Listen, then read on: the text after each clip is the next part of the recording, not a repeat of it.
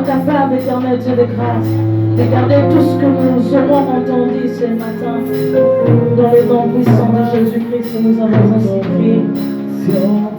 Pendant que l'ange de l'église s'avance, nous acclamons fortement le Seigneur Dieu. On acclame fortement le Seigneur Dieu. À toi que je me tiens, et ton onction descend sur moi. Oui, conscient que mon destin est dans le creux de ta main, que ton onction descend sur moi. Oui, dans l'assemblée des saints, oh, assoiffé je me tiens, que ton onction descend sur moi. Je l'acclame Yahweh, conscient que mon destin est dans le creux de ta main, que ton onction descend sur moi. Je suis disposé à assoiffé.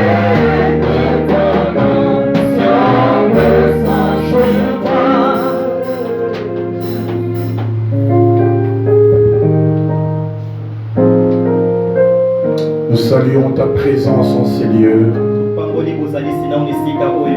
Son Excellence, Monsieur le Saint-Esprit. Toi le guide, toi le conducteur, toi le roi de l'Église. Sans toi, il n'y a pas de puissance dans l'Église. Nous avons besoin de ta présence. Oh, le Dieu créateur, le Dieu absolu. Le Dieu qui déploie les cieux et leur splendeur. Oh, par ton amour éternel, notre Dieu, tu nous dévances toujours dans ce que nous réalisons. Dans ce que nous entreprenons, tu nous dévances toujours. Merci encore de nous dévancer ce matin. Merci de nous dévancer ce matin, d'accomplir les choses que tu as prévues pour nous. Nous te disons merci, je voudrais être seulement l'instrument par lequel tu vas passer pour nous bénir. Lorsque je suis avec mes sentiments, mes émotions, que je disparaisse complètement. Parce que nous sommes venus en ce lieu entendre la voix de l'Esprit. La prédication de puissance. Cet enseignement qui amène le changement, la transformation dans la vie de ton peuple. Cher Saint-Esprit, sers-toi de moi, cher Saint-Esprit. Merci de remplir mon frère et ma soeur qui est présent en ces lieux. C'est lui qui a accepté d'être là malgré les conditions difficiles de ces derniers temps. Pandémie ou pas, nous sommes là dans ta présence.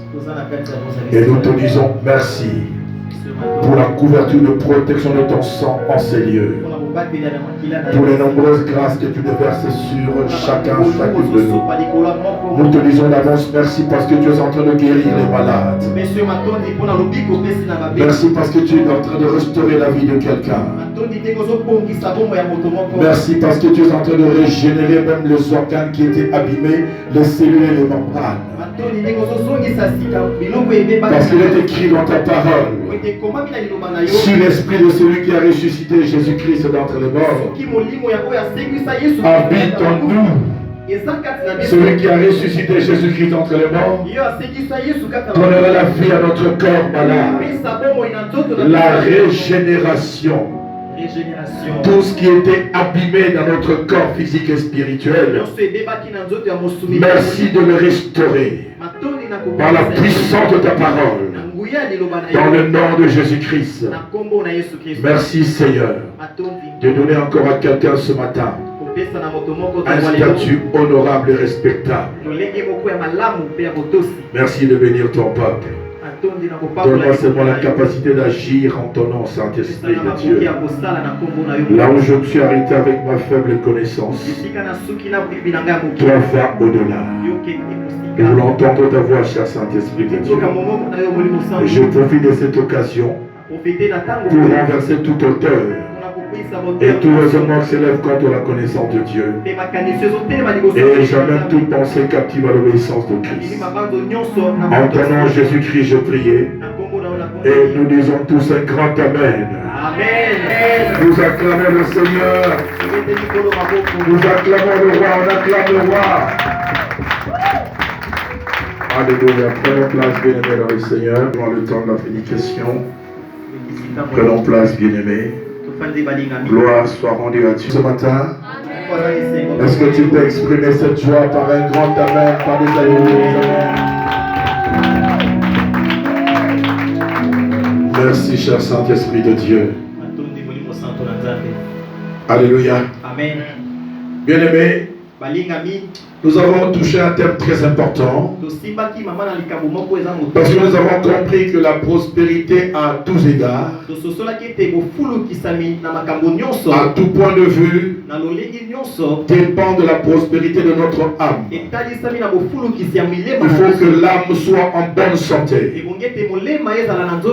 Quand l'âme est en bonne santé, la bonne santé de l'âme, c'est une âme où on trouve de l'amour, de la joie, de la paix, une âme qui pardonne, une âme qui recherche la sainteté de Dieu, une âme pure. Une âme pure, lorsque l'âme est pure, on peut se développer aussi dans les autres domaines de sa vie. Et nous avons compris que la prospérité ne s'agit pas de l'argent ou de la richesse. La prospérité, c'est un état d'esprit de quelqu'un qui se développe en tout et pour tout, qui réussit en tout et pour tout. Alléluia. C'est ça la prospérité. Alléluia. Parce qu'on peut avoir toutes les richesses de ce monde et ne pas avoir la bonne santé. On n'est pas prospère, bien-aimé. Voilà pourquoi l'apôtre Jean dit ceci à l'ancien Gaius: je souhaite que tu prospères à tous égards et que tu sois en bonne santé comme prospère l'état de ton âme. C'est-à-dire pour que nous puissions prospérer à tous égards et que nous soyons également en bonne santé, notre âme doit d'abord prospérer. Qui dit amen avec moi? Un amen bien. Donc quand on dit la prospérité, ça résume la spiritualité, le matériel, le finance, le physique et tout le domaine de nos vies. Alléluia. Voilà pourquoi il dit à l'ancien Gaius: je souhaite que tu prospères à tous égards. Parce qu'il avait reçu un bon témoignage de l'ancien Gaius. C'était un homme de bien, un homme hospitalier, un homme qui prenait soin de serviteurs de Dieu, qui les logeait même chez lui à la maison. C'était quelqu'un de bien qui aimait le Seigneur et qui servait Dieu au travers de ses serviteurs. Quand l'apôtre Jean a reçu ce bon témoignage, il va écrire une lettre à Gaius pour lui dire: je souhaite que tu sois en bonne santé, que tu prospères à tous égards, comme prospère l'état de ton âme. Dans le souhait de l'apôtre Jean, dans la vie de Gaius, c'était une prophétie qu'il était en train d'établir. La parole du serviteur de Dieu dans ta vie, c'est une prophétie pour toi.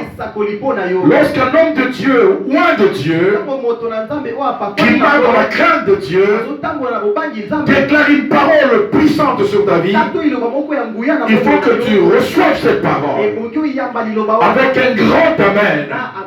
Tu dis: merci, je reçois cette parole. Comme ce matin, bien-aimé dans le Seigneur, je voudrais que tu prospères à tous égards. Je voudrais que tu prospères à tous égards et que tu sois en bonne santé comme prospère l'état de ton âme. C'est ça le souhait que je mets ce matin pour toi. Et c'est une parole que j'établis dans ta vie. Selon qu'il est écrit dans Ésaïe 44 que Dieu honore ses serviteurs. Il a anéanti les prédictions des prophètes du mensonge et il confirme les paroles de ses envoyés. Ce matin, je ne suis pas venu de mon propre chef ici. Je suis un envoyé de Dieu pour toi. Et cette parole que je déclare sur ta vie, Dieu est dans l'obligation, je dis bien, il est dans l'obligation d'honorer ma parole. Et je dis à celui qui craint Dieu qui est en ces lieux. Je dis à celui qui a un bon cœur en ces lieux. Je dis à celui qui a la liberté, qui soutient l'œuvre de Dieu, qui soutient le ministère.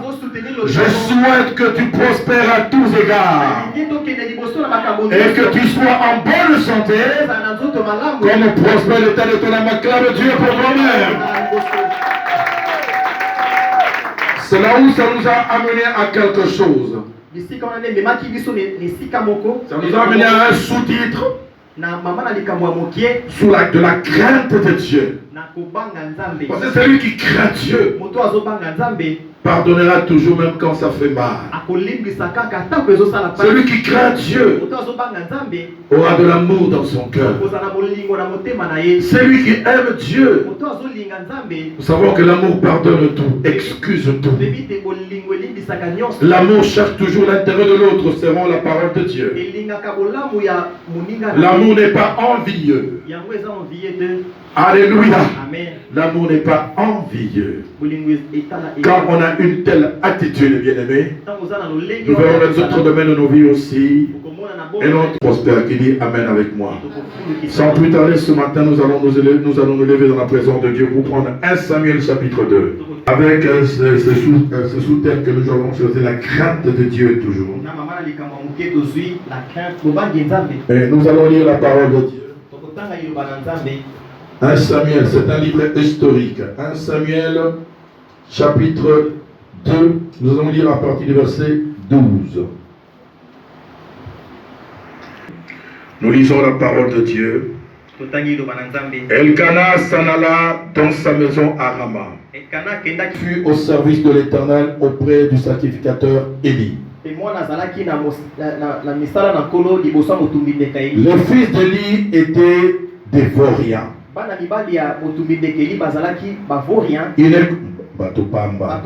Ils ne connaissaient pas l'Éternel. Voici la manière d'agir de ces sacrificateurs à l'égard du peuple. Chaque fois qu'on offrait un sacrifice, le serviteur du sacrificateur arrivait au moment où l'on faisait cuire la viande. Une fourchette à 3 dents à la main. Il piquait dans la cuve, dans le chaudron, dans la marmite ou dans le pot. Et tout ce que la fourchette ramenait, le sacrificateur le prenait. C'est ainsi qu'ils agissaient à l'égard de tous ceux d'Israël qui venaient là. À Silo. Même avant qu'on fasse, excusez-moi, j'ai de la transpiration dans les yeux.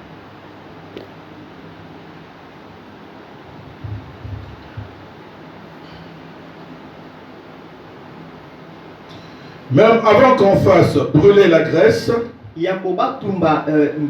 le serviteur du sacrificateur arrivait et disait à celui qui offrait le sacrifice: donne de la viande à rôtir pour le sacrificateur. Il n'acceptera pas de toi de la viande cuite, mais de la viande crue.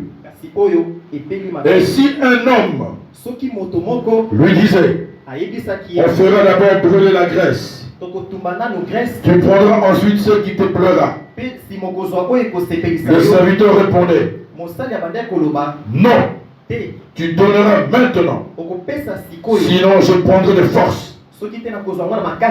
Le péché de ces jeunes gens était très grand devant l'Éternel, car on traitait avec mépris l'offrande faite à l'Éternel. Samuel faisait le service devant l'Éternel. Et ce garçon était revêtu d'un éphod de lin. Sa mère lui faisait chaque année un petit vêtement et lui apportait en montant avec son mari pour offrir le sacrifice annuel. Nous passons au verset 22. Élie était fort âgé. Et il a appris comment ce fils agissait à l'égard de tout Israël. Il a appris aussi qu'il couchait avec les femmes qui s'assemblaient à l'entrée de la tente de la rencontre. Il leur dit: pourquoi faites-vous de telles choses? Car j'apprends de tout le peuple vos mauvaises actions. Non,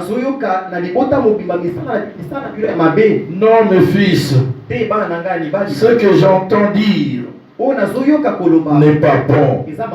Vous poussez le peuple de l'Éternel à la transgression. Si un homme pêche contre un autre homme,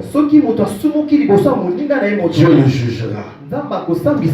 Mais si un homme pêche contre l'Éternel, qui intercédera pour lui? Mais ils n'écoutèrent pas la voix de leur père, car l'Éternel voulait le faire périr. Le jeune Samuel continuait à grandir et il était agréable à l'Éternel, aussi bien qu'aux hommes.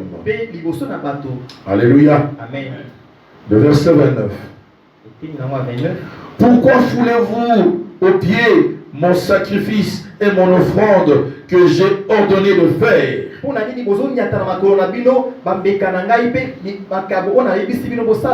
ma maison. Pourquoi honores-tu tes fils plus que moi, afin de vous engraisser de prémices de toutes les offrandes d'Israël, mon peuple? Eh bien, oracle de l'Éternel, Dieu d'Israël, assurément, j'avais dit que ta maison et la maison de ton père seraient à mon service à perpétuité. Mais maintenant, oracle de l'Éternel, loin de moi cette promesse, car j'honore celui qui m'honore, mais ceux qui me méprisent seront voués à l'ignominie. Voici venir de jours où j'abattrai ta vigueur et la vigueur de ta famille, en sorte qu'il n'y aura plus de vieillard dans ta maison. Nous acclamons la parole du Seigneur. Amen. Seigneur, vois ta parole, Seigneur. Dispose nos cœurs à recevoir cette semence de vie qui est ta parole. Merci de nous recadrer tous pour que nous puissions nous rectifier et que nous puissions marcher sur le droit chemin dans la crainte de ton nom et que nous soyons des hommes et des femmes qui t'honorent, qui te craignent. J'abandonne ces instants sous la conduite du Saint-Esprit. Conduis-nous. Au nom de Jésus-Christ notre Seigneur. Amen. Amen. Prenons place, bien-aimés. Alors, je ne suis pas venu prêcher en ces lieux la prospérité, la richesse et tout. Mais je suis en train de parler de quelque chose qui peut t'amener à la prospérité. Je suis en train de t'amener à quelque chose qui pourra te donner de lendemain meilleur. Pourquoi, bien-aimé, à la lumière des Écritures, nous avons suivi beaucoup d'attention ce texte de 1 Samuel chapitre 2. On nous parle ici, bien-aimé, du sacrificateur Élie, de ce deux fils. On nous parle également d'un jeune serviteur qui était dans la maison de Dieu, Samuel. Samuel, c'est un jeune homme qui avait la vocation et pourtant il ignorait qu'il avait la vocation. Dieu l'avait appelé parce que la mère l'avait consacré à Dieu. Sa mère Anne était une femme stérile que Dieu avait rendue stérile. Mais un jour, il dira au sacrificateur, si Dieu me donne un fils, je le prêterai à Dieu. C'est-à-dire, il sera au service de Dieu. On nous parle ici de trois types de personnages importants. Et c'est par là que nous allons tirer notre enseignement. Alléluia. Alléluia. Et je dis à quelqu'un ce matin, la manière dont vous servez Dieu déterminera votre récompense. Est-ce que quelqu'un m'entend ce matin? La manière dont vous servez Dieu déterminera votre récompense. La qualité de votre service. La crainte que vous avez dans la maison de Dieu, c'est ce qui va déterminer votre récompense. Dans le Seigneur, les trois personnages. Bien aimé, venir dans la maison de Dieu, c'est une très bonne chose. On nous parle de trois personnages. Le premier personnage est le sacrificateur Élie. Il est le prêtre que Dieu a préposé pour offrir de sacrifices. Parce que le sacrificateur, c'est qui? C'est un ministre de Dieu, préposé, choisi, appelé à cette fonction-là spéciale pour offrir de sacrifices à Dieu. Et cet homme était un sacrificateur. Et ils étaient dans la maison de l'Éternel à Silo.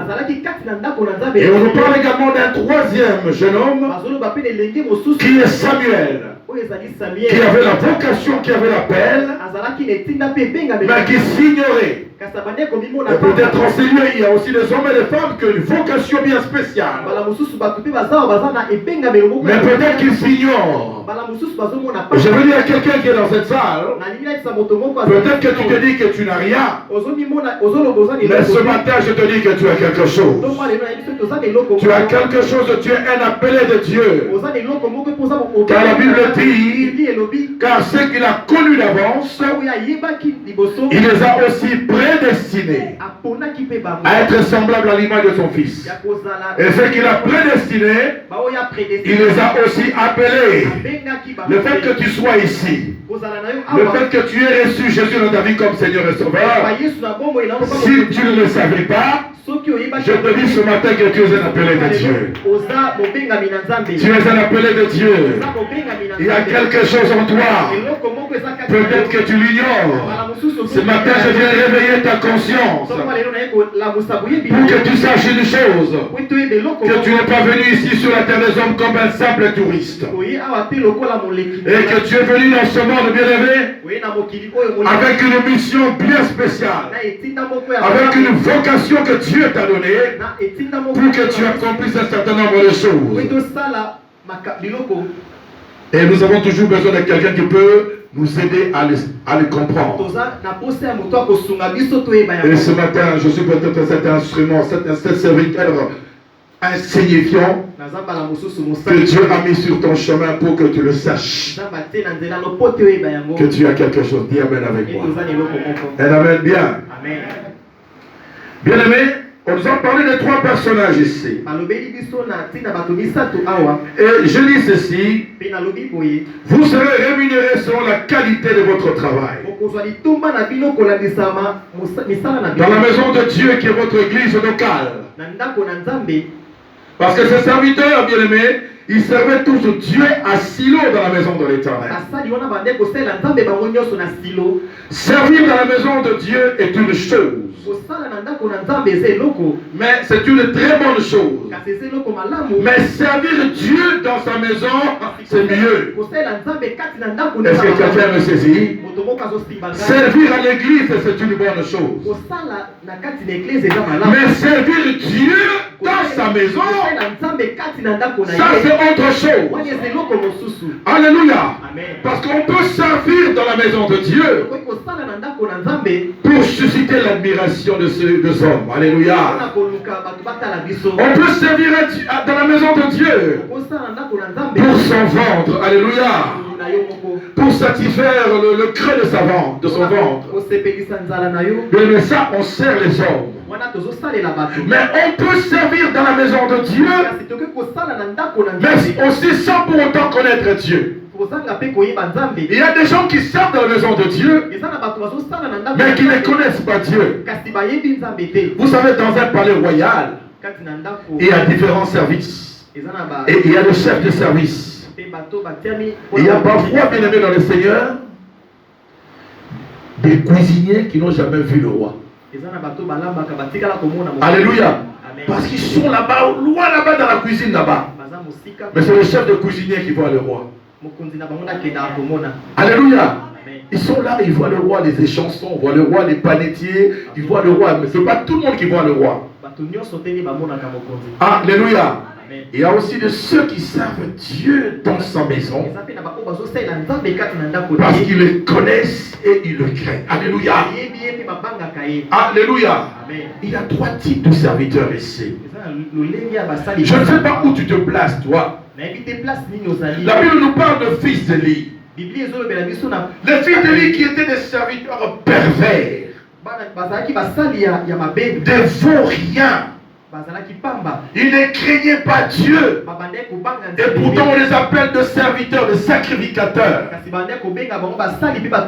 Servir Dieu, bien aimé, dans le Seigneur, ou servir dans la maison de Dieu plutôt, ne fait pas de nous ce que Dieu attend de nous. Qui peut dire amen avec moi? Et je parle à quelqu'un ce matin, n'est-ce pas? La Bible démontre ici qu'il y a des hommes, 2 fils ici d'Élie, qui servaient dans la maison de Dieu. On les appelle des sacrificateurs. Mais malheureusement, ce sont des sacrificateurs médiocres. Des bons à rien. Des hommes qui ne connaissent rien, qui ne connaissent pas Dieu. Voici de quelle manière ils servaient Dieu. Chaque fois que les hommes apportaient les offrandes à la maison de l'Éternel, ils se présentaient avec une fourche à 3 dents. Et ils plongeaient cette fourche, bien aimée, dans la marmite, dans la casserole, dans le chaudron là-bas. Ils faisaient entrer leur fourchette. Tout ce que la viande, la fourchette ramenait, ils le prenaient pour eux. Et quand l'homme qui venait ouvrir disait non, attendez qu'on fasse cuire. Non, je le veux comme ça cru. C'est-à-dire, ils ne connaissaient pas Dieu. Ils n'avaient pas la crainte de Dieu. Ils profanaient ce que Dieu aime. L'offrande est ce que Dieu aime. Ce que nous apportons dans la maison de Dieu est ce que Dieu aime. Notre service également est une offrande que nous donnons à Dieu. Quand nous servons Dieu, tout ce que nous faisons dans la maison de Dieu est une offrande. Ton service est une offrande. Lorsque nous faisons les choses pour Dieu, nous devons le faire avec beaucoup de crainte de Dieu. Nous devons le faire avec beaucoup d'amour. Nous avons dit la crainte de Dieu, c'est quoi? La crainte de Dieu, c'est honorer Dieu. Lui rendre l'honneur qui lui est dû. Craindre Dieu, c'est lui obéir. Craindre Dieu, c'est le respecter. Craindre Dieu, c'est faire sa volonté. Craindre Dieu, c'est fuir le mal. Est-ce que je parle à quelqu'un ce matin? Juste une petite parenthèse. Ce matin, je devais être à l'heure à l'église. Je sors comme ça. Je me rends compte qu'il y a quelque chose qui ne va pas. Le calcatre a commencé à bouger. J'étends. J'ai eu une crevaison. Entre là où j'étais et la station pneumatique, c'était loin. Je dis comment je fais. J'ai commencé à rouler tout doucement. Je dis non, je ne peux pas continuer comme ça. J'ai vu, il y avait deux hommes sur le trottoir. Ils m'ont dit non, arrêtez-vous, monsieur. Si on peut déjà commencer le Wewa, l'amener auprès de Kouado, moi il n'y a pas de problème. Je regardais l'heure avançait. Et celui qui voulait enlever le pneu, il a cassé la clé de roue. Donc on ne peut plus enlever le pneu. Ah! J'ai dit bon, je roule quand même. Il m'a dit non, je pars chercher un quado, attends-moi ici. Il est parti, j'ai attendu 30 minutes, il ne revenait toujours pas. Ça commence à être long. Et je commence à m'inquiéter. Et j'ai appelé l'église. Et après, j'ai dit non, je roule quand même, parce que comme il ne vient pas, je roule. Je commence à rouler petit à petit. Pendant une quinzaine de minutes, je suis arrivé auprès de ces quados-là.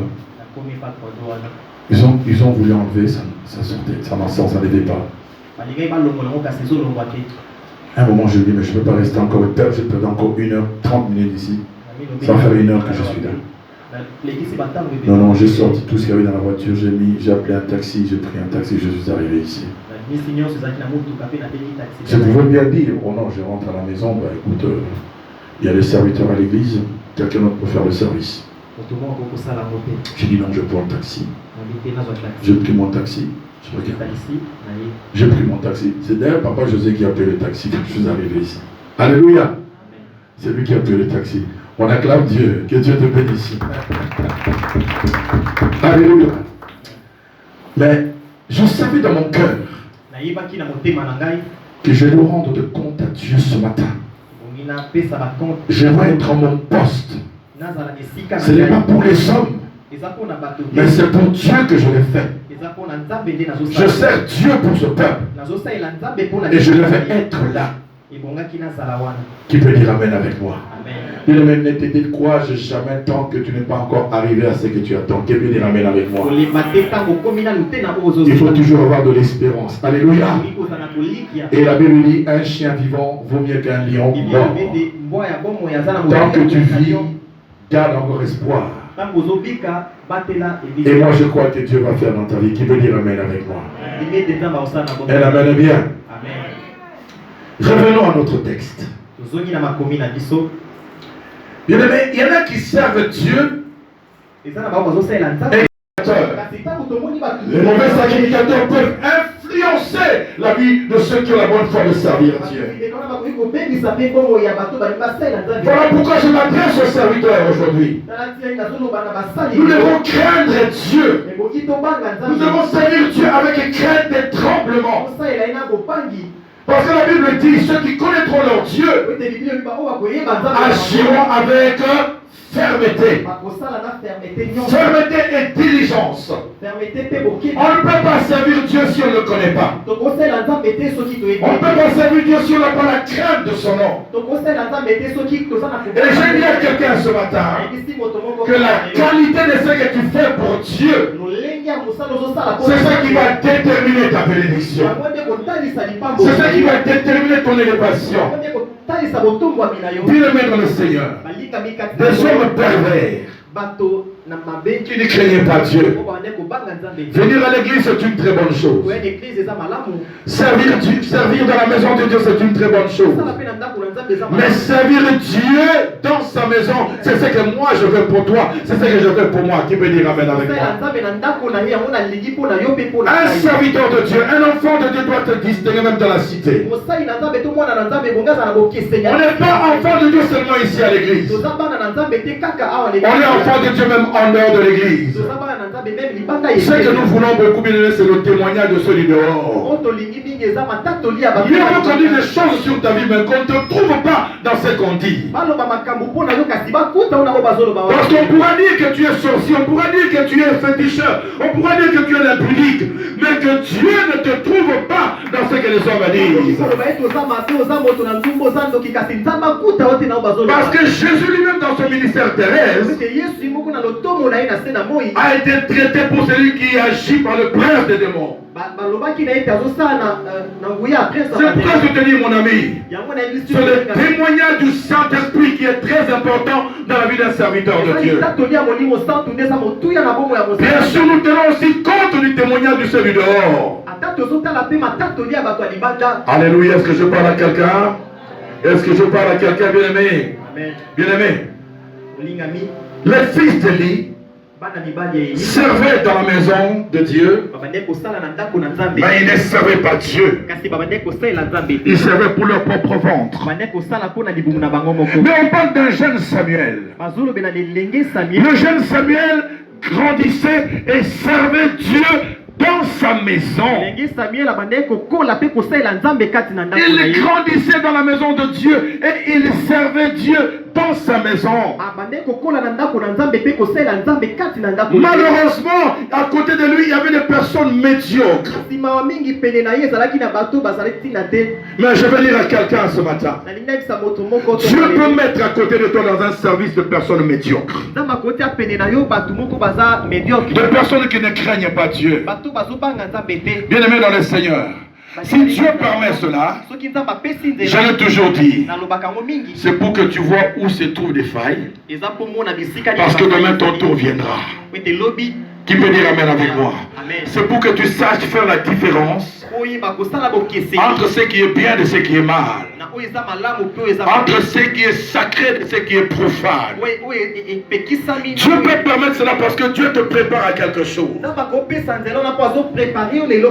te décourage pas. Ne sois pas influencé par ces gens. Bien que la Bible dit les mauvaises compagnies corrompent les bonnes mœurs, mais je veux te dire aujourd'hui, bien aimé dans le Seigneur, toi Dieu t'a appelé pour quelque chose. Dieu t'a appelé pour accomplir un certain nombre de choses. Même si tu es un responsable médiocre, ne suis pas son exemple. Toi commence à prendre note de ce qui est bien. Commence à prendre note de ce qui est bien. Parce que demain ton tour viendra. Demain Dieu te lèvera. Quand Dieu te lèvera, c'est pour que tu ne fasses pas comme tes prédécesseurs. Pour que tu saches faire le bien. Même là où tu travailles, bien aimé, Dieu peut te donner un responsable médiocre, un bon à rien. Quand Dieu te met à côté de quelqu'un qui ne vaut rien, toi joues seulement ton rôle. Sois à ta place. Fais ce qui plaît à Dieu. Parce que demain, celui-là peut-être, il va dégager. Et c'est toi qui prends sa place. Qui peut dire amen avec moi? Un amen bien. Est-ce que je parle à quelqu'un ce matin?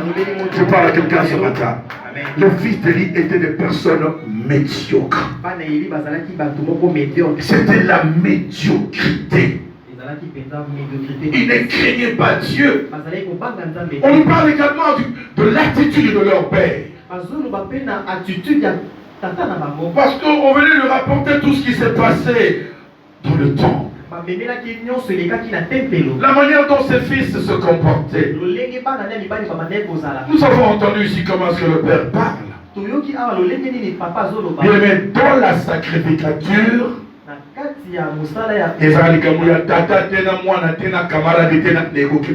avec moi. Quand quelqu'un ne fait pas bien son travail, quand quelqu'un est en train de profaner le temple, quand quelqu'un est en train de suivre le temple, il faut le suspendre. Qui peut dire amen avec moi? Il faut le suspendre, il faut le faire asseoir. Il faut qu'il passe par des preuves collectives. Même si c'est un pasteur, c'est un ancien qui ne craint pas Dieu, il faut le faire asseoir. Est-ce que je parle à quelqu'un? Est-ce que je parle à quelqu'un? Mais nous avons entendu ici la manière dont les sacrificateurs parlaient à ses fils. Oui, mes enfants m'apprennent tout ce que vous êtes en train de faire dans la maison de Dieu. Ce que vous faites, bien aimé, n'est pas bon aux yeux de Dieu. Vous savez, si un homme se dresse contre un homme, bien aimé, Dieu peut le juger. Mais si toi tu cherches des problèmes avec Dieu, qui pourra te justifier? Arrêtez de faire ça. Pendant qu'il disait arrêtez de faire ça, le fils continuait à sacrifier. Alléluia. Bien aimé, je dis à nous qui servons dans la maison de Dieu, ne jouons pas avec la sacrificature. Qui peut dire amen avec moi? Le péché dans la sacrificature amène la mort. Qui peut dire amen avec moi? Un amen bien. Un amen bien.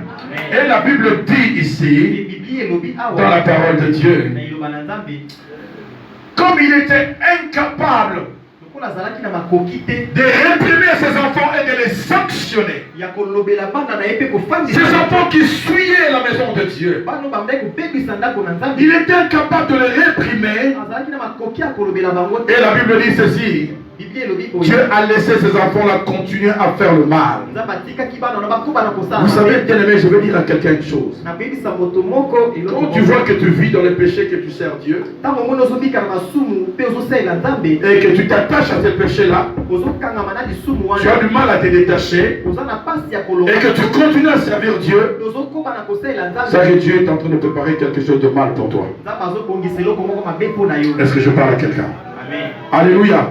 Si tu vois que tu vis dans le péché, tu touches à ce qui est sacré, à ce qui est consacré à Dieu, et que tu continues à vivre dans le péché, tu persistes dans le péché, c'est que quelque chose de mauvais est en train de se préparer pour toi. La Bible dit ici, Dieu voulait les détruire à cause de leur comportement. Parce que leur papa aussi, leur père aussi, le sacrificateur, était incapable de le réprimer. Nous allons voir les conséquences fâcheuses. Qu'est-ce que Dieu va dire ici? Dieu dira ceci: pourquoi foulez-vous au pied mon sacrifice et mon offrande que j'ai ordonné de faire dans ma demeure? Bien-aimé, la grâce que Dieu t'a accordée, ne la foulez pas aux pieds. Alléluia. Être serviteur de Dieu, bien-aimé, n'est pas une option. Être serviteur de Dieu n'est qu'une grâce. Quelqu'un dit amen avec moi. Ce n'est pas parce que tu es serviteur de Dieu, tu vas te voir comme tu étais le plus grand, le plus beau, le plus intelligent, le plus loin de tous. Servir Dieu dans sa maison de serviteur n'est qu'une grâce. Et je dis à quelqu'un: ne foule pas la grâce de Dieu au pied. Ne foule pas la grâce de Dieu au pied. À cause, bien-aimé, de cette désobéissance, à cause du manque de crainte de l'Éternel, parce que ces serviteurs pervers n'honorent pas Dieu. Dieu dit ceci: j'honore celui qui m'honore, et je déshonore ceux qui me déshonorent. Toi qui déshonores Dieu, toi qui continues à servir, à venir dans la maison de Dieu, bien-aimé dans le Seigneur, Dieu est en train de te parler encore aujourd'hui. Toi qui vis dans le péché, toi qui demeures dans le péché, tu dois te débarrasser de ce filet de l'oiseleur. Dieu est en train de parler à quelqu'un aujourd'hui. Le message d'aujourd'hui est un message prophétique qui s'adresse à quelqu'un. Si tu vois, bien-aimé, que tu continues à persister dans le mal, c'est qu'il y a quelque chose de mauvais, de mal qui est en train de se préparer pour toi. Sors de ce péché, je te dis, bien-aimé. Si tu as du mal à te détacher, parce qu'il y a certains péchés, tu essaies de t'en débarrasser, tu n'y arrives pas. Tu essaies de t'en débarrasser, tu n'y arrives pas.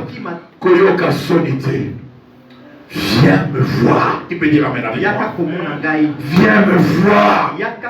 Car il s'agit de ta vie, bien-aimé. Parce que ces fils ont profané ce que Dieu aime. Parce que ces fils ne craignaient pas Dieu. Dieu les avait détruits. Alléluia. Les deux fils sont morts. Et quand papa a appris la nouvelle du décès de ses enfants, quand il a appris le décès, il était assis, il est tombé, il s'est fondu la nuque.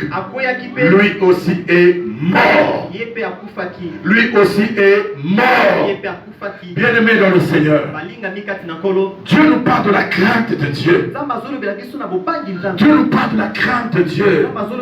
Il veut nous remettre sur le droit chemin.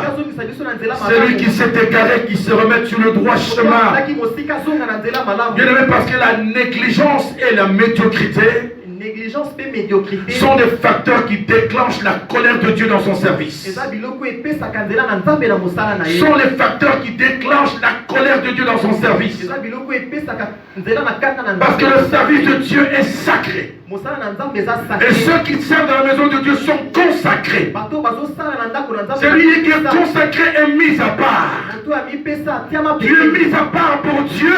Pour Dieu, bien-aimé. Pour Dieu, bien-aimé. Pour Dieu, bien-aimé. Pour Dieu, bien-aimé. Alléluia. Alléluia. Quelqu'un dit Amen avec moi. Beaucoup de choses n'arrivent pas parce que nous ne voulons pas que la crainte de Dieu soit imprimée dans notre esprit, dans notre cœur. Beaucoup de gens sont malades, beaucoup de gens ne réussissent pas certaines choses parce qu'ils ne craignent pas Dieu. Apprenons à craindre Dieu. Je dis craindre Dieu, c'est l'aimer. Craindre Dieu, c'est l'honorer. Craindre Dieu, c'est lui obéir à lui, à sa parole. Craindre sa parole. Craindre Dieu, c'est l'aimer et d'aimer également ton frère. Qui est béni, amen, avec moi. La troisième catégorie de personnages qui viennent à l'église, on parle de ces femmes bien-aimées. Ces femmes qui venaient dans la maison de l'Éternel à Silo, mais qui s'est prostituée dans la maison de l'Éternel, qui commettaient l'impudicité et l'adultère dans la maison de Dieu. Alléluia. Venir dans la maison de Dieu, c'est une très bonne chose. Ce qui est important, c'est ta communion avec Dieu. Mais c'est le péché qui brise notre communion avec Dieu. Ta communion avec Dieu, c'est ça ta richesse. Ta communion avec Dieu, c'est ça ta prospérité. Plus tu es en communion avec Dieu, ton âme sera en bonne santé. Et lorsque ton âme est en bonne santé, tu vas prospérer dans tous les domaines de ta vie. Tu verras ta vie prospérer, la vie de tes enfants prospérer, tu verras ta santé prospérer, tu verras tout ce que tu vas toucher à tes mains prospérer. Parce que tu communies avec Dieu. La communion avec Dieu, c'est la présence de Dieu dans ta vie. Quand tu es présent dans ta vie, la richesse est là, l'élévation est là, la bonne santé est là, la gloire est là, le succès est là, la réussite est là. Quand Dieu est avec toi, quand Dieu est avec toi, quand Dieu est avec toi, tu invoqueras l'Éternel. Et l'Éternel te dira, mais voici. Hier, pendant qu'on était en dévotion nocturne, on n'était pas nombreux hier. Pendant qu'on priait, on est arrivé à la fin. Dieu me dit, je suis ton bon berger. J'ai dit à ma soeur, Dieu nous dit qu'il est notre bon berger. Vous savez, ça c'est formidable. Recevons une parole révélée comme ça. Quand Dieu te dit que je suis ton bon berger, la suite c'est quoi? L'Éternel est mon berger, je ne manquerai de rien. Alléluia. Tu ne manqueras de rien. Tu ne manqueras pas du pain. Il dit, je n'ai jamais vu un juste abandonner ni sa postérité mendiant son pain. Alléluia. Ton bon berger. Le berger, c'est lui qui conduit son troupeau. Il sait où se trouve le danger. Il va te préserver du danger. Il va te préserver des mauvais amis, des mauvaises compagnies. Il va te conduire dans le vert pâturage. Il va te donner de bonnes relations. Alléluia. Tu ne manqueras de rien. Tu ne manqueras de rien, mon ami. Je veux te dire, tu ne manqueras de rien. Parce que l'Éternel est ton berger. Il m'a dit qu'il est mon berger. Cette parole m'a fait beaucoup de bien. Il est mon berger. Il est ton berger. Il est le berger de la vie. Il est le berger de la vie. Il est notre berger. Il est notre berger. Alléluia. Alléluia. Amen. Tu invoqueras l'Éternel au jour de la détresse. Il te dira, mais voici. Il te dira, mais voici. Même quand tes ennemis forment de complot contre toi, il dit, cela ne vient pas de l'Éternel. Tes ennemis viendront par un seul chemin, mais ils s'enfuiront par cet chemin. Tes ennemis viendront par un seul chemin, mais ils s'enfuiront par cet chemin. Il y a des hommes qui forment des complots contre toi. Cela ne vient pas de l'Éternel. Je te dis aujourd'hui que l'Éternel des armées, il est ton berger. Il est mon berger. Il est ton berger. Nous ne manquerons de rien. Nous acclamons le Seigneur. Alléluia. Alléluia. Voilà pourquoi, bien-aimé, tu dois craindre Dieu. Parce qu'il est le garant de ton présent, le garant de ton futur. Et je veux dire encore à quelqu'un ce matin, toi qui vis dans la crainte de Dieu, toi qui aimes Dieu, toi qui honores Dieu, je te dis et je prophétise sur ta vie que ton lendemain est meilleur au nom de Jésus-Christ. Ton lendemain est meilleur au nom de Jésus-Christ. Ton lendemain est meilleur au nom de Jésus-Christ. Ton lendemain est meilleur au nom de Jésus-Christ. Alléluia.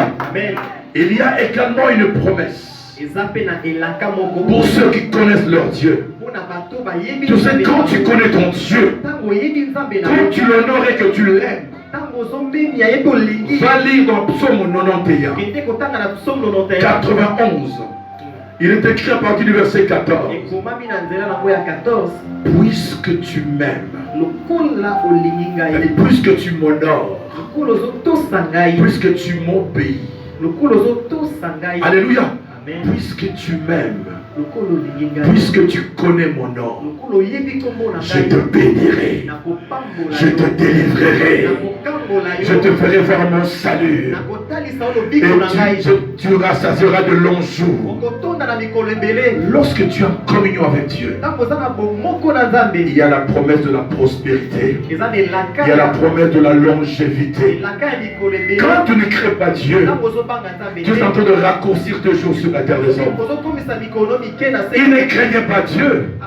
Ils ont raccourci leurs jours sur la terre des hommes. Voilà pourquoi la Bible dit, pour les parents biologiques que nous sommes, enfants, honore ton père et ta mère, pour que tu vives longtemps sur la terre des hommes. Respecte ton père, respecte ta mère, obéis à tes parents, pour que tu vives longtemps sur la terre des hommes. Et par extension maintenant, un enfant de Dieu qui honore Dieu qui est son père, qui aime Dieu qui est son père. Bien-aimé, ce jour sur la terre seront prolongés, Dieu le bénira, Dieu l'élèvera, Dieu lui fera rassasier les longs jours. Telles sont les promesses de l'Éternel. Est-ce que je parle à quelqu'un? Amen. Makamusu zo komate na bomo ina biso. Isaka po tozo banga nzambe te. Po tozo tosate. Alléluia. C'est pourquoi j'ai toujours dit, est-ce que Dieu est-il en cause? Tu vois que tu vis mal. Parce que j'ai toujours dit, quand quelqu'un tombe, à moins que tu tombes accidentellement, quand tu tombes, c'est parce que Dieu l'a voulu. Parce que Dieu a mis en l'homme le vouloir et le faire. Vous savez, vous voyez que nous là ne sommes pas tentés. Je ne suis pas laid quand même. Hein? Je connais des tentations et des tentations. Tu vois, alléluia. Amen. Vous savez que nous n'avons pas produit beaucoup d'argent. Tu regardes, tu dis,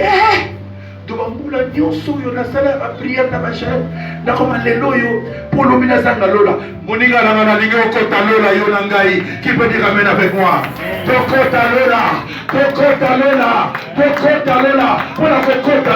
Nous devons craindre Dieu. Moi j'ai fait un constat. Partie d'une constatation personnelle. J'ai compris qu'en Afrique, ici précisément dans mon pays, à Kinshasa, au Congo plutôt, les gens prient beaucoup. Ils vont beaucoup, souvent à l'église. Mais ils ne craignent pas Dieu. Contrairement en Europe. Ça, c'est un constat que j'ai fait. En Europe, il a son congélateur plein. Tout le monde mange. Il fait ce qu'il veut. Alléluia. Mais quand il va à l'église, parce qu'il va à la recherche de la perfection. Mais ici, les gens vont à l'église peut-être pour créer des relations. Les gens vont à l'église peut-être pour, on ne sait jamais, l'homme sur la peut-être on peut me dépanner. Alléluia. Alléluia. Moi, je dis, je sais de quoi je parle. Alléluia. Alléluia. Je vais quand même à l'église, on ne sait jamais. Peut-être à la sortie, on va me donner quelque chose. Alléluia. Les gens servent Dieu ici sans avoir la crainte de Dieu.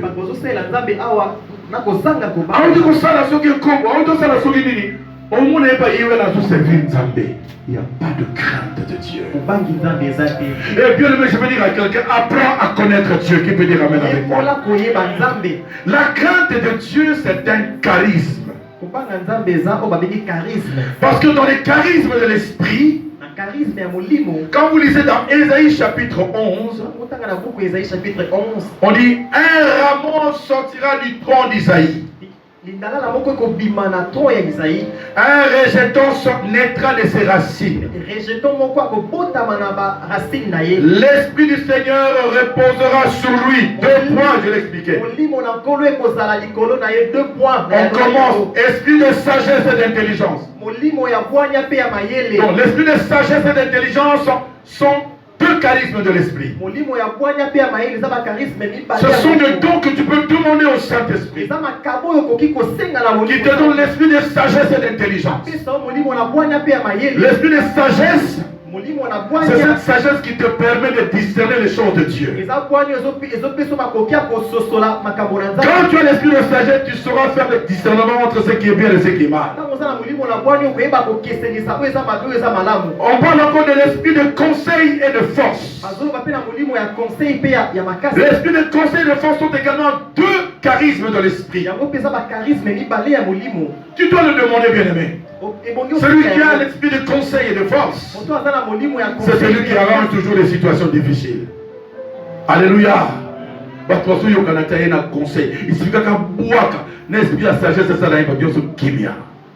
Alléluia. Parce qu'il a le conseil. C'est un don. Et on parle de l'esprit de connaissance et de crainte de l'Éternel. Donc la connaissance et la crainte de l'Éternel sont aussi 2 charismes de l'esprit. On est de prier seulement Nzambe, mais ça va dans la prophétie. Ça va dans la guérison. Bien aimé, ça, la guérison, prophétie, aux salons pour l'église. Qui veut dire amen avec moi? Parce que le don spirituel, la prophétie, guérison, tout ce que nous voulons, c'est bien. C'est pour une utilité commune. Je ne prophétise jamais pour moi-même. Je prophétise pour les autres. Alléluia. Tu as guérison, on a posé main sur les autres. Mais il y a des charismes où ils apprennent à yo. Comme l'esprit de sagesse. Quand vous êtes sage, tu vas susciter un sentiment d'admiration et de joie. Qui peut dire amen avec moi? Sagesse et bimaka. Alléluia. Quand tu as l'esprit de crainte de l'Éternel, c'est un charisme qui est pour toi. Demande à Dieu l'esprit de crainte de l'Éternel. Imprime ta crainte, Saint-Esprit, dans mon esprit, dans mon âme, dans mon corps. Toi qui donnes le don à qui tu veux, comme tu veux. Donne-moi au-delà de ce que je te demande comme don. Donne-moi l'esprit de sagesse, l'esprit de crainte de l'Éternel, l'esprit de connaissance. Donne-moi ça, Dieu. Tu ne peux pas craindre Dieu quand tu le fais de toi-même.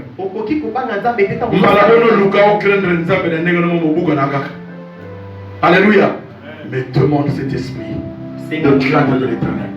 Ce charisme. à Monsieur le Saint-Esprit. Je pleure en lui demandant l'esprit de crainte de l'Éternel. Seigneur, je veux te craindre. Donne-moi cette capacité de dominer sur le péché. Donne-moi cette capacité de faire ta volonté, de rechercher constamment ma communion avec toi. Qui dit Amen avec moi? Un Amen bien. Veux-tu acclamer Dieu très fort avec moi? Veux-tu acclamer Dieu très fort avec moi? Alléluia. Et je m'adresse aux parents maintenant. Élie était incapable de réprimer ses enfants. Lui aussi, il est mort. Alléluia. La Bible dit, parents, n'épargne pas la verge à votre fils. Il y a des parents qui ont du mal à corriger leurs enfants. La Bible n'épargne pas la verge à ton fils, de peur que tu le perdes dans sa folie. Alléluia. N'épargne pas la verge. Vous savez, moi, Dieu m'a donné 10 enfants. Excusez-moi, je ne parle pas de moi, mais c'est un témoignage. Je veux qu'on comprenne. Dieu m'a donné 10 enfants. Je témoigne. 10 enfants, j'ai eu 8 filles et 2 garçons. Moi, j'ai vécu dans le monde, j'étais un mondain. Il y a plus de 20 ans, bien aimé. Je dirais bien que j'ai trié, mais j'étais dans le monde encore. Et quand Dieu a commencé à me donner des enfants, bien aimé, des filles, je dis que je ne voudrais pas que mes filles vivent ce que moi, j'ai vécu dans ma jeunesse. Maman, on était là, il sait que j'étais un papa très sévère. Très sévère et gâteau en même temps. Alléluia. Donc je blague, je joue avec mes enfants. On sort, on rigole. Mais quand il s'agit des choses sérieuses, des choses de Dieu, je mets un autre manteau. Alléluia. Si vous voyez ces enfants-là, vous dites aujourd'hui, Dieu les a bénis, ils chantent, ils servent Dieu, ils font ceci, bien aimé, parce que je savais les réprimer. Il faut savoir réprimer les enfants, bien aimés. Il faut savoir réprimer à cause de son comportement. Dieu lui a dit, j'honore celui qui m'honore. Tu as plus honoré tes enfants que moi, l'Éternel. Tu es incapable de réprimer tes enfants. Ils ont fait ce qui est odieux aux yeux de l'Éternel. C'est comme si tu les as accompagnés dans leur action. Tu n'as pas sanctionné tes enfants. Bien aimé, nous devons corriger nos enfants. Et par l'extension de l'église, bien aimé, quand un serviteur de Dieu se comporte mal, il doit subir des épreuves correctives. Pourquoi les épreuves correctives? C'est pour l'épargner de la mort. Tu peux dire amen avec moi. C'est pour l'épargner de la mort. Je ne veux pas que tu meurs dans tes offenses. Je ne veux pas que l'Éternel détruise tout ce qui est en toi à cause de tes offenses. Et je parle à tous les responsables de service. Lorsqu'il y a un serviteur qui ne vit pas bien, qui vit dans le péché, faites-le-moi connaître, bien-aimé. Ne laissez pas ces serviteurs continuer à vivre dans les péchés et vivre et continuer en même temps à servir Dieu.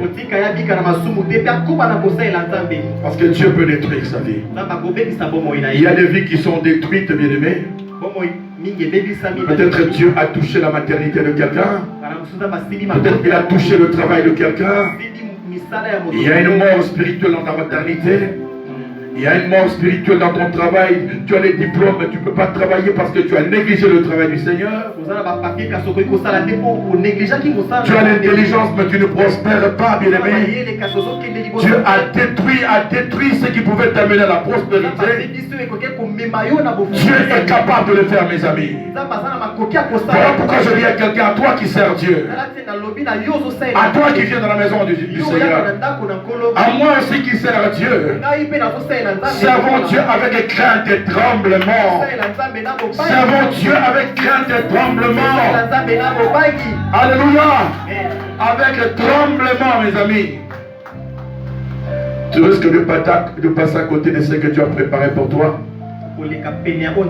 à cause de la négligence, de la légèreté, de la désobéissance, de ton infidélité et de ton insoumission. Peut-être que Dieu a touché quelque chose. Il a détruit quelque chose, bien-aimé. Si tu sais que tu ne marches pas bien et que tu continues à être serviteur, ou tu continues à venir dans la maison de Dieu, tu sais que tu vis dans le péché, viens me voir. N'attends pas qu'il soit trop tard. Parce que là, l'ennemi est en train de se réjouir. Et j'avais dit autrefois, chaque fois que tu sers Dieu et que tu invoques Dieu, Dieu dans son amour, il veut te bénir. Il veut bien te bénir. Parce qu'il dit, demandez, je vous donnerai. Il est parole. Il descend la bénédiction. Comme toi, tu sers le diable. Dès que la bénédiction arrive, le diable le récupère. Parce que lui, il n'a rien. C'est qu'il récupère de toi. Il le donne à ceux qui le servent. Voilà pourquoi il dit, je prie, je ne vois rien. Mais ceux qui ne prient pas réussissent. Et la Bible dit, n'envie pas le méchant qui prospère. N'envie pas le méchant qui prospère.